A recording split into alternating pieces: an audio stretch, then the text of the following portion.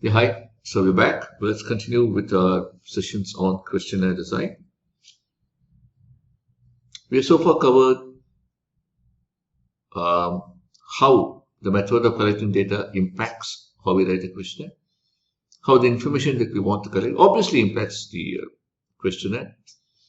Two very important topics: flow of information and question verdicts, right? And then we go to response options. Okay, so we'll talk about response options now. We will do an example at the end of all these topics. At the time, we will talk about something which I didn't mention in this session as such. We'll talk about something called flow chart. We have to first draw up a flow chart before we write a question. We will do that in practice so that you'll appreciate that better, right? For now, let's look at response options. Can you go to slide 22?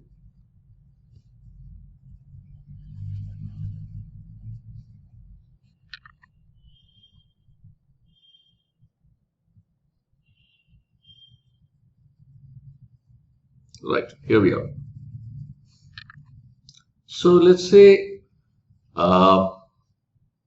this is the question. Which brands of biscuits have you heard of? So I'm asking you the question. Please tell me, which brands of biscuits have you heard of? Milk Bikkies. Milk Bikkies. Oreo. Oreo. Dark Fantasy. Dark Fantasy. Parle-G. Parle-G. That's all? Any others? Nutri-Choice. Nutri-Choice. Any others? Good Day. Good Day. That's all. So this is one way to ask the question. I can ask the same question. See this list. Tell me which of these brands you have heard of. Have you heard of Milk Bikkies? Yes. Have you heard of Milk Shakti? Yes. Have you heard of Parle-G? Yes. Have you heard of Tiger? Yes. And I can have many names. Now this is called unaided. I am not aiding you with a list. This is called aided. I'm showing a list to you and I'm aiding you with options to answer the questions. Whereas here I'm not. Okay? When we talk about brand health research, this becomes important. Unaided awareness of brands has a close correlation with consumers' liking for the brands. So, for example, I could be fairly confident in saying that you probably like Oreo biscuits a lot. You probably like Dark Fantasy a lot. You probably have Milk Bikkies very often. That's the reason they came to your mind unaided. You probably don't have such a good opinion about Good Day or about Nutri-Choice, which is where you think before you answer. So unaided awareness has a close correlation, as we demonstrated just now, with the consumer's liking for the brands. On the other hand, if somebody hasn't heard of Tiger, right, that means there's no chance of buying it. So aided awareness has its own significance. So there are situations where unaided is important. There are situations aided is important. Is one better than the other? There's nothing like that. It's not that one is better than the other. Right? Is this clear? Can we go forward? We come to something which is very similar to unaided and aided, but it's not exactly the same. So, why don't you consume milk biscuits? Let's assume you don't consume. You don't consume, but let's assume you don't consume. Why don't you consume milk biscuits is the question. Now, I can leave this open. Okay? Do you consume salt biscuits? Do you consume those sugar-dotted biscuits? No. Okay, good. So why don't you consume sugar-dotted biscuits? Too sweet. Too sweet. Any other reasons? That's all. No other reasons. This is an open-ended way to ask the question. I could have instead given you, why don't you consume sugar too? I could have given you reasons. Is it because it's not tasty?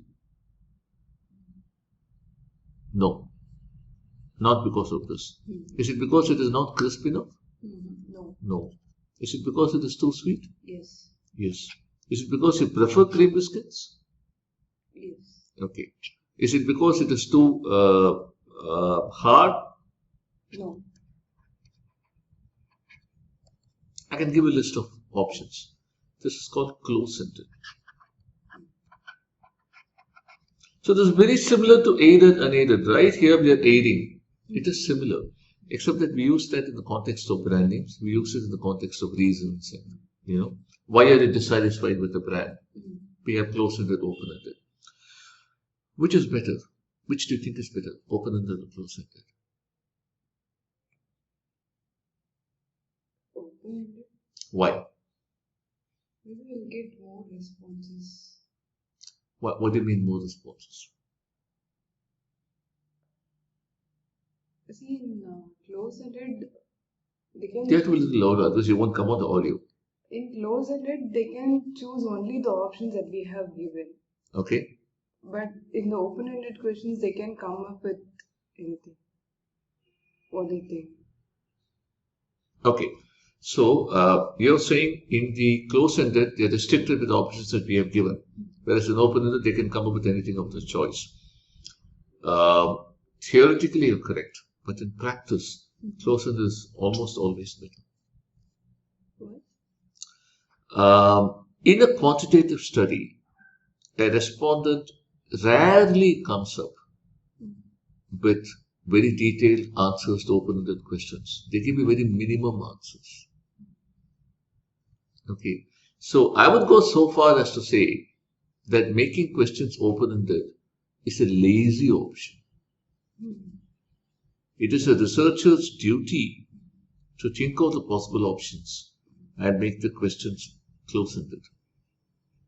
However, you're correct in the sense the options should not be restrictive. So the options, you should have to think about all the possible options and you should put them, because you don't want them to have a different reason in mind and say, hey, that option is not here, what do we do? Therefore, which is why I'm saying open-ended is a lazy researcher's option. It requires a lot of hard work to think of all the possible options and put it into a close-ended question. Even in spite of that, you may miss it. You may think of 10 options. Maybe the consumer has 11th option in mind. So what we do is we give option 1, 2, 3, blah, blah, blah, 10, and then we say any others. We give an option. In case there's something else in the person's mind, he can specify it. Right? So, whenever possible, use a close-ended question and make the effort to make the options as complete as possible. See, the logic against open-ended is that the respondent may stop with just one reason, which is the reason that which is what you also did. If I could think of 18 reasons, maybe there's a second reason somewhere. Right? Maybe it is not just that it's too sweet, but that you have a choice between this and this. Actually, I like cream. Let me have the cream biscuit. So that has not come out here. This comes out as if you have rejected that. But the option that you prefer something else hasn't come out at all. Because I left it open-ended, you see. Right? Is it clear? So always use close-ended. I mean, almost always. The exceptions would be when your respondent is highly educated and very articulate. Such respondents can be trusted to give detailed answers without your prompting them with close-ended option. And therefore, you can use a open-ended for such people. Okay? We'll go forward. Okay. Let's look at these options here. How satisfied are you with your car? Very dissatisfied, somewhat dissatisfied, neutral, somewhat satisfied, very satisfied. How likely are you to recommend this brand of refrigerator? 0. I definitely not recommend. 1, 2, 3, 4, 5, 6, 7, 8, 9, 10 will definitely recommend. Now, this and this is called a scale. It's a scale because it goes from here like this. That's all it means, scale. Scaling is one of the topics in market research about which researchers keep on writing papers to develop better and better and better scales. They have, learned arguments about what kind of scaling is better. They will have arguments about should the neutral point be there or should it not be there? Should it be even number of options? Because this is 5 options, right? This is odd number. Should it be odd number of options or even number of options? Should it be equal number of negative points? This is equal number of negative and positive points. Should it be equal, or should it be more of negative or more of positive? People have a lot of learned discussions about these things. Scaling is a big topic by itself, and we're going to talk about that later. Okay, but that's only one guideline. There is just one guideline. The guideline is if you have been using a certain scale for a certain period of time, continue using it. Because you know how the scale behaves in the market. Okay. So, when we talk about response options, there are 3 things you have to think about. You have to think about when to use unaided and aided, right? When to use close-ended or open-ended, and what kind of scales to use in any given question. These are the 3 things that you're going to think about. Are we okay with this? How the response option decision affects the way you write a questionnaire. Is this clear? So a questionnaire will have some questions for which we have unaided, some questions for which we have aided, some questions for which we have open-ended. Ideally, no, but it will have many questions for which we have close-ended, some questions for which we have scales. So scales inherently means we're measuring, right? Because the scale measures 1 centimeter, 2 centimeters, 5 centimeters. That's a scale we all learn in school. So a scale inherently measures. Okay. In this question, how satisfied are you with your car?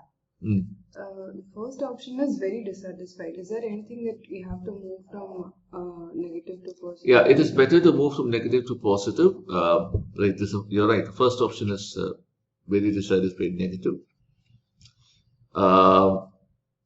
In the Indian context, consumers are often polite. If you go to a person and say, are you happy? To say, yeah, I'm okay. So you have to reassure them that it is okay to be giving a negative answer, which is why we have found that putting the negative option first gives them the reassurance that we are not going to be angry if they give a negative response. We are not going to feel hurt if we give a negative response, right? I'm sure you have noticed that, in India, we don't give feedback very comfortably face to face. We're not comfortable saying negative things face to face. A teacher would rarely tell a student, hey, listen, you're just being lazy. Teacher would say, you're very intelligent, but still I want to see more improvement in your studies. That's the way it's our culture to talk like that. We're not comfortable putting things bluntly face to face. Which is why even in a survey situation, the respondent tends to be polite. And we need to give them the reassurance that they can give a negative response. Right? Let's go forward. Okay, I'll move to screen. Thank you. The next consideration is screening and classification questions. And we have already talked about this. Questions that are required to eliminate or select the respondent are called screening questions. So virtually all market research study will involve some degree of screening for eligibility. And therefore those very often that is a screening questionnaire itself. We have something called a screening questionnaire. And only then we go to the main questionnaire. If the person is eligible, he or she is taken to the main questionnaire. That's a lingo that we use in our industry, right? So, and the screening questionnaire comes first, quite logically. So there is no difference between the kind of questions we use for screening or the questions we use in classification. If it comes in the beginning with the purpose of eliminating or selecting, then it's called screening. If it comes in the end with the purpose of classifying, we call it classification. But the questions themselves tend to be the same because they tend to deal with demographic variables like age, gender, socioeconomic class, occupation, the kind of house living in, city living in, kind of product that you use, kind of car that you use, etc., etc., etc., etc., etc. One important thing is these questions need to be close-ended in nature. You can't ask him, for example, let's say an open-ended question on occupation. What do you work as? If he just says, I'm a manager. It doesn't take you for the other 4 more questions. Oh, manager, what kind of manager? What kind of organization? What kind of industry? No, it's not good enough for us. It's better to give him options saying manager, assistant manager in a private sector, in a public sector, in a service industry, in a manufacturing industry. It's better to give those options. Otherwise, you can't. Otherwise, the problem is I interpret the open-ended response in one way. Somebody else interprets open-ended response in some other way. To ensure consistency between all the field investigators and all the researchers, it is important to have close-ended. For screening and classification questions, 99% of the time, we end up using close-ended questions. Is this clear? I think we've talked enough about screening and classification. This should be clear as a principle. Right. So we go on to the next and in fact the last consideration in questionnaire design. Language. Researchers think. I earlier talked about how we tend to think in marketing language. We should use consumer speak and not marketing speak. This is a little different. Researchers need to learn to think in local languages. Because there are many things in English which do not have an exact equivalent in the Indian languages, be it Tamil or Malayalam or Hindi or Bengali or Marathi. Some of it will have an equivalent in some language. But there will always be some things in English which don't have an exact equivalent. And I'll give you some example. Levi's is a cool brand of jeans. Can you translate cool? What is your mother tongue? Tamil. Is there an exact word for Tamil, for cool? So for example, in a metro city like Chennai, maybe the average youngster recognizes cool. But in a small town, where are you from? Which is your hometown? Thiruvarur. Thiruvarur. That's a small town in central Tamil Nadu, right? So in your hometown, let's say a middle-aged lady or let's even say a middle-aged gentleman who may wear jeans, right? They may wear jeans. It's not they do wear jeans. Will they be able to relate to this term cool? No. How will it translate into Tamil? Can you? It was Nalla jeans brand. Nalla. So you're saying Nalla. Nalla in Tamil means good. Is good equal to cool? So there's no exact translation. The ad gives me a warm feeling. It's an English statement. I see an advertising and it makes me, it's a warm feeling. It's a heartwarming feeling. Right? How would you translate that into Tamil? I will translate it in English for the benefit of the other students. How would you translate that into Tamil?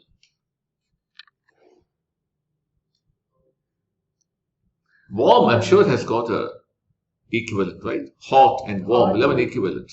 Yeah.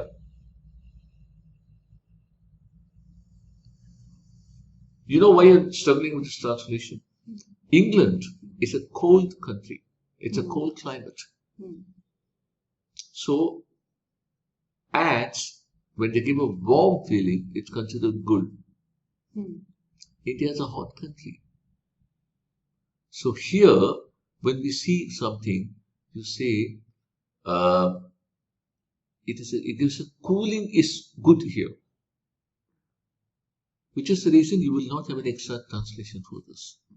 So what does it mean? It makes me feel good. It makes me feel nice. It makes me feel happy. So say that. Why do you want to use something which is unique to the English language? Because you cannot translate it, right? So say it makes me feel happy. Makes me feel good. Say it. Rather than saying gives me a warm feeling. iPhone is a premium brand. Now, I've had a lot of arguments with people saying premium. Premium is translatable. What does premium mean? Very good. High. Very good. High what? It's a very good. That's all premium means? Is a premium the same as high quality? Yeah, high quality. You sure? Doesn't premium also have something of high price? Right? So very good plus high price. Is there a word in Tamil which captures very good plus high price? There's no word. Right? So you cannot directly translate. So when you think in Tamil or when you think in Hindi, right? Consumers prefer a brand. Prefer. Again, I've had arguments about how, prefer, we cannot translate. You cannot. Because prefer is when two things are available, I will choose, which is behavior. Right? Prefer also has I like, which is opinion. In the Indian languages, you will say, मैं इसे चुनता हूँ, which is only choice, which is only behavior. मैं इसे पसंद करता हूँ, which is only like, opinion. You don't have a word which has the behavior and the opinion merged into one. Now, this is not to say that English is a superior language to the Indian languages, not at all. There are many words in Indian languages which will not exactly come into English either. There are words in Tamil which will not come into Hindi. There are words in Hindi which will not come into Malayalam. There are words in Malayalam that will not come into Bengali. Right? But by and large, the Devanagari family of languages are constructed similarly. By and large, Tamil and Malayalam are constructed similarly in terms of subject, object, so on and so forth. So it's important to think in local languages. Translation is crucial. You can completely lose the meaning of what you're saying in translation. Right? Is this clear? Yeah. Can we take a break and come back?